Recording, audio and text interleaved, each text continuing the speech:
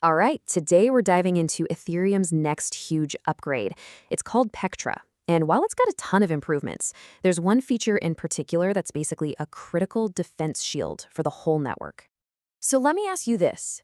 Could your crypto transaction just be censored? It's a question that really gets to the very heart of what blockchain is supposed to be, right? Permissionless. What if someone somewhere could just decide, nope, not letting that one through, and block your transaction forever? Well, that exact risk is precisely what some of the smartest people in the Ethereum world are working to shut down for good. So let's break down how this threat actually works and why it's such a massive deal. So, first things first, we've got to understand where this vulnerability even comes from.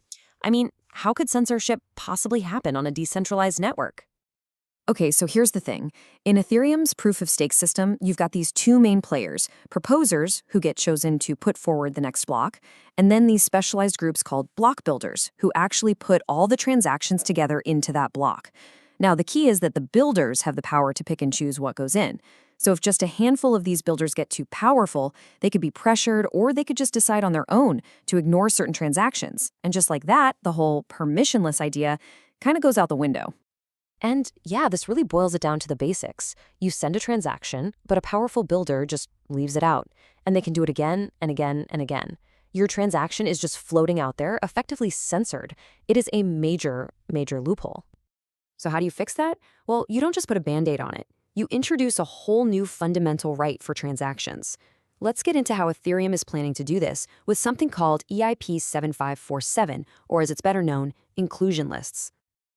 And here is the genius of it. Inclusion lists are basically a new power for the block proposers, the ones who choose the builders. They can hand the builder a list of transactions and say, these have to be included, period. No excuses. It's a really clever way to shift the power back and make sure no small group of builders can call all the shots. I just love this analogy. It perfectly captures the idea. It's not just some technical patch, it's a statement of principle. It's giving every single valid transaction the fundamental right to be included on the blockchain, protecting it from the whims of any single powerful group. So, let's walk through the new flow. The block proposer steps in with that mandatory list. Now the builder has no choice. If they want to build a valid block and get paid, they have to include those transactions. Just like that, the censorship loophole is slammed shut. Now, this isn't just about protecting your one individual transaction. The implications here are absolutely massive for the entire Ethereum ecosystem, especially for what we call Layer 2 networks. And we're talking about the heavy hitters here. Arbitrum, Optimism, Polygon, the list goes on. These are Layer 2s, and you can think of them as super fast highways built on top of Ethereum to make things faster and cheaper. But their very existence, their security, depends entirely on that main Ethereum chain. So here's the crucial link.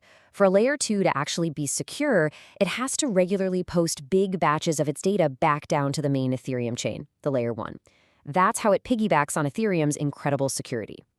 So you can see the danger here, right? If some powerful builder on Ethereum could just decide to censor those data batches from a Layer 2, they could bring that entire L2 network to a screeching halt. All the users, all their money, suddenly at risk.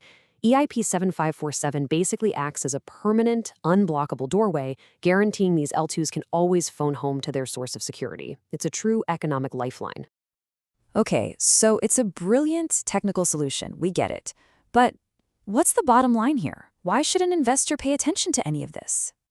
What we're really looking at is a classic case of de-risking a massive network. On the left, you've got this system with a scary fundamental threat just lingering, and that's always going to hold back confidence and value. But on the right, with EIP 7547, that risk is basically neutralized. You make the Layer 2 safer, which makes the whole protocol stronger, which boosts user confidence, and that directly translates to enhanced long-term value for the entire network. So for anyone watching this space, the takeaway is pretty clear.